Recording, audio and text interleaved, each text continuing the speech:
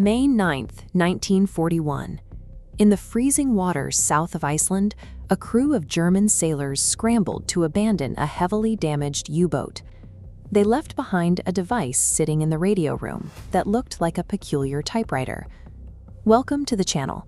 Today, we are breaking down the tactical decisions and the raw mathematics of a single, highly classified operation. The most significant victories in maritime warfare are often achieved through total silence.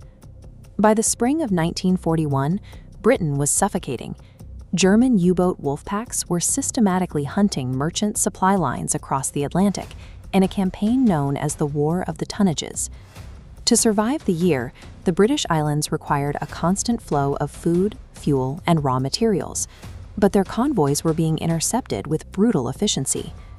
The coordination of those U-boat attacks relied entirely on the naval Enigma, specifically the M3 variant. While the German army encrypted messages from a standard pool of 5 rotors, the Kriegsmarine expanded their pool to 8. But the real barrier was super encipherment.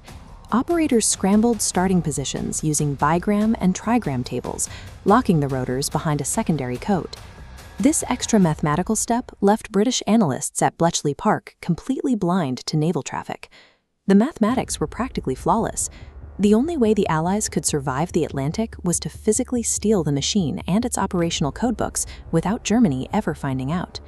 That opportunity finally arrived when U-110 torpedoed 2 merchant ships south of Iceland. The British corvette HMS Aubreysia immediately began hunting the submarine, using early acoustic sonar to track its position and dropping a pattern of depth charges. The blast severely damaged the U-boat, forcing it to the surface. Believing the pressure hull was already failing and the boat was plunging to the bottom, the German commander, Fritz Julius Lemp, ordered an immediate evacuation. On the deck of the approaching destroyer, HMS Bulldog, Commander Joe Baker Creswell saw the submarine surface and ordered a ramming maneuver to destroy it. But as he watched the Germans abandoning ship, he paused. He veered away at the last possible second, opting instead to launch a highly risky boarding party. A momentary pause in combat doctrine created a once-in-a-generation strategic opportunity.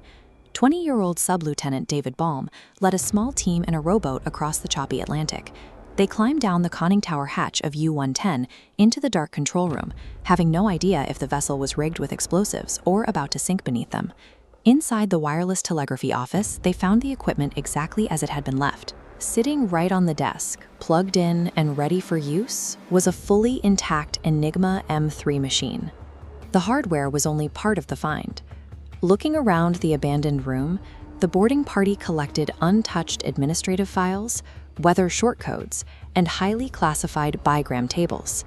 These documents functioned as the Rosetta Stone for the M3. They contained the specific bigram lookup tables used to decode the indicator groups, allowing codebreakers to determine exactly which rotor settings were in use for a given day.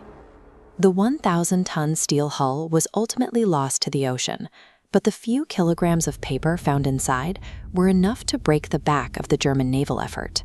Now the Admiralty faced a massive intelligence dilemma. If the German High Command suspected a breach, they would discard the current rotors and the bigram tables, rendering the stolen materials entirely worthless. To maintain the illusion of its destruction, the British intentionally allowed the heavily damaged U-110 to sink during the towback to port. The surviving German prisoners were kept below deck, completely isolated, and shipped to a remote internment camp deep in the Canadian wilderness to prevent any word from escaping. The classification of Operation Primrose was absolute. The boarding party was sworn to secrecy under the Official Secrets Act, and even Allied leaders like U.S. President Franklin D. Roosevelt were kept completely unaware of the capture for 7 months. The operation succeeded through a rigorous, large-scale denial of information. The recovered documents were secretly transported to Bletchley Park and handed directly to Alan Turing and the cryptanalysts of Hut 8. With the bigram tables in hand, they systematically tore through the previously impenetrable Dolphin naval code. The strategic impact materialized almost immediately. The British Admiralty's submarine tracking room could now plot the exact coordinates of German patrol lines, smoothly rerouting supply convoys straight through the gaps.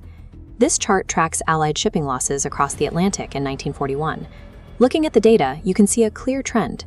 Beginning in July, merchant ship losses dropped by over 2/3 and remained at historically low levels for months. Decades later, Hollywood films like U-571 would fictionally reassign this victory to American submarines later in the war. In reality, the critical breakthrough happened 7 months before the United States entered the conflict, entirely through the execution of the Royal Navy. A single, silent heist in the freezing waters of the Atlantic severed the German supply chokehold and shortened the war by years. Thanks for watching. If you want to see more breakdowns of historical logistics and tactics, hit the subscribe button below.